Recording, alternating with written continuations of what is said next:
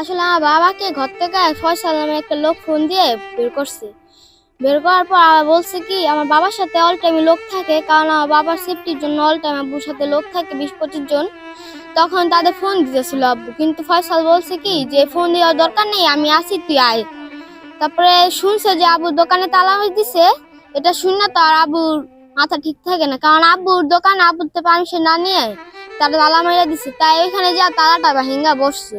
তারপর মইন টিটু ওর আইসা আব্বুর হুমকি দিতেছে, তালা ভাঙছিস কে, আমাকে পারমিশন ছাড়া তালা ভাঙছিস কে। আব্বু বলছে কি তো আমার পারমিশন ছাড়া তুই আমার দোকানে তালা দিছিস কে।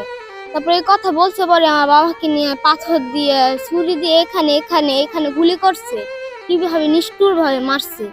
ওইটাই তো আমি ওইটাই বলছি তো সরকারকে, যে আমার এতিম বানাইছে, আমি চাই না যার কাউকে এতিম বানাওক, যে কারোর বাপ হারাও, কারোর বোনের ভাই হারাও, এটা আমি আর চাই না। বাংলা বুকে চাঁদাবাজরা যদি না থাকে, আমি এটাই চাই।